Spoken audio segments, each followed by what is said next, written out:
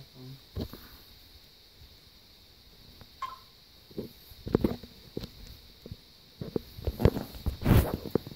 The 20s were a time of growth and destruction. Prohibition affected many things in the 20s, such as economics, production of alcohol, and policing of people.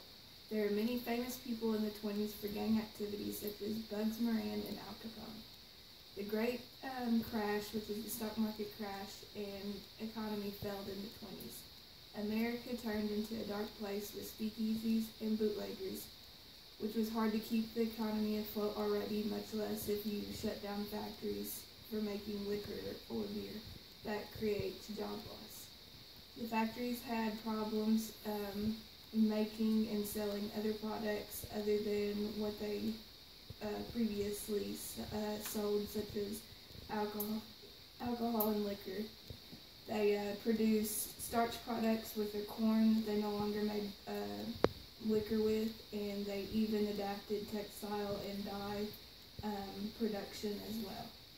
Speakeasies became popular during this time as well. It was a hidden bar either in the back of a shop or underground. They used these as a way to make sure the cops wouldn't find out where they were distributing illegal booze.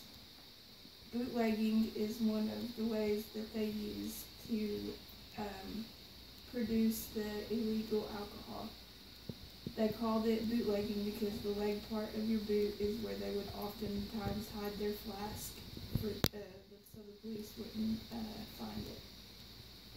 There's many different gang activities in organized crime. According to Dr. Rosemary Pulaski article, Organized Crime, How It Was Changed by Prohibition at the University of Michigan in Ann Arbor, Kansas. Though the criminal experience gained and the political connections established in gambling and prostitution rackets in the early 1900s, gangsters had become well prepared for the exploitation of prohibition, which was ratified in the 18th Constitution in 1919.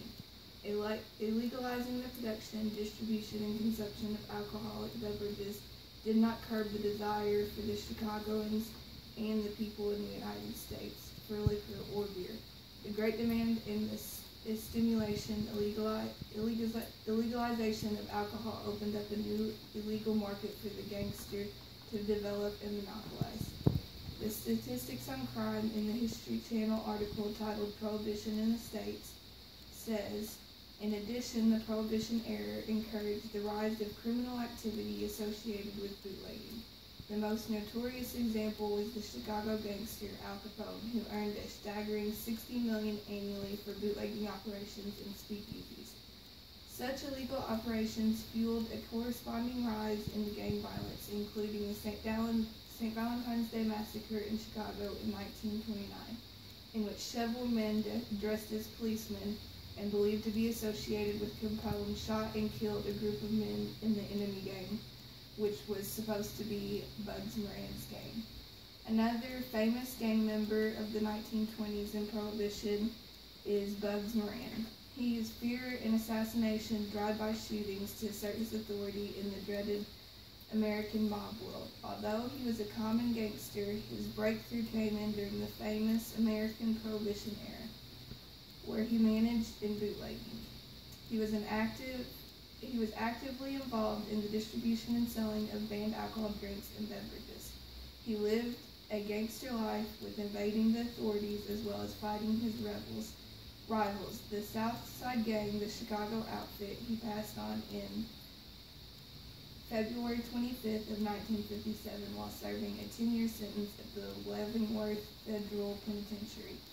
This is what the Bugs Moran website article, George Bugs Moran, states.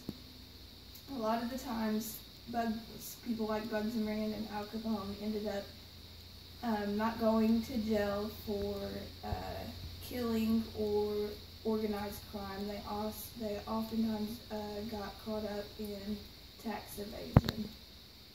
The end of the 20s, we have talked about 3 key ideas that have shaped the 20s.